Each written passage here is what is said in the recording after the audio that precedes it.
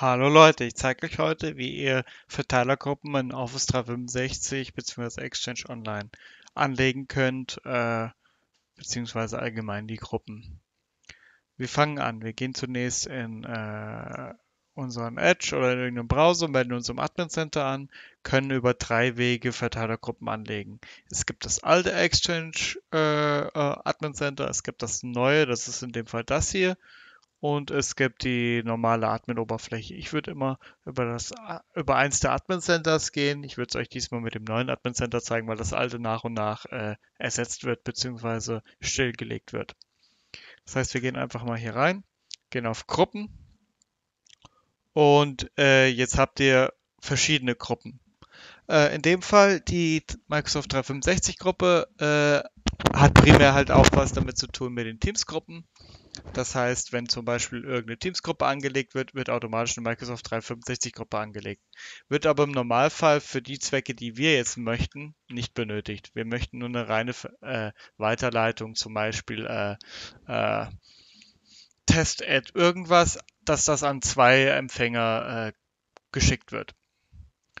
Dann haben wir in dem Fall den Part Verteilerliste. Hier sieht man schon eine Menge Adressen und in dem Fall ja, sehen wir das schon mal. Und darüber würden wir jetzt ganz normal eine Verteilergruppe anlegen. Und da könnt ihr halt einstellen, Verteilung, E-Mail-Archive, Sicherheit, dynamische Verteilung. In unserem Fall mache ich eigentlich, also in meinem Fall mache ich eine Verteilergruppe, unabhängig von Microsoft 365 Gruppen. Der möchte das natürlich gerne haben, weil man bestimmte Sachen integrieren kann, möchte ich aber nicht.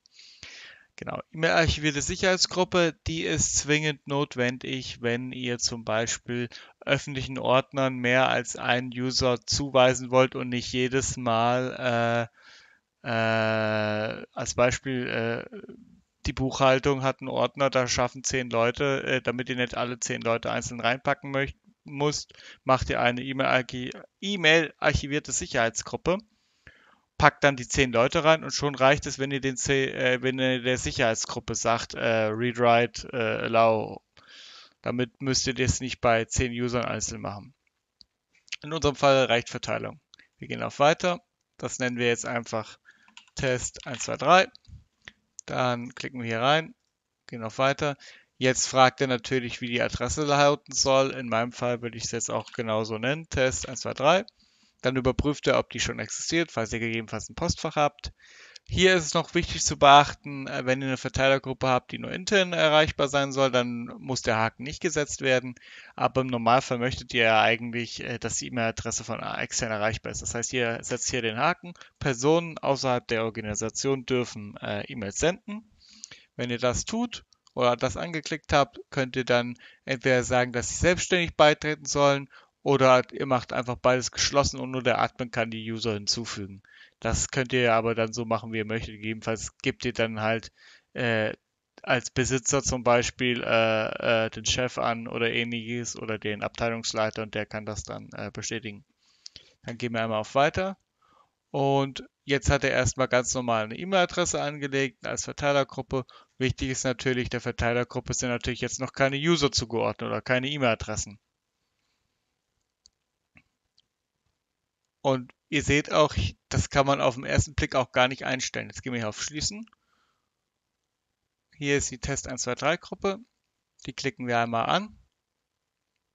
Und jetzt können wir die Mitglieder einfügen. Besitzer bin natürlich standardmäßig ich und Mitglied ist aktuell gar keiner. Das heißt, ihr geht hier einmal drauf und könnt dann die Mitglieder hinzufügen. Je nachdem, was ihr für E-Mail-Adressen habt, könnt ihr dann die E-Mail-Adressen halt einbinden und dann würden die da hingeschickt werden. Testweise setze ich einfach mal hier Gaming rein, ist ja egal, gehen auf Hinzufügen und jetzt würde jede E-Mail, die an Test 123 geht, automatisch weitergeleitet werden an gaming@proximovideo.de oder in dem Fall, was auch immer ihr da eintragen möchtet. Das brauchen wir nicht. Ja, das war's schon gewesen. Bei Fragen unten in die Kommentare. Für einen Daumen hoch würde ich auch freuen. Dankeschön.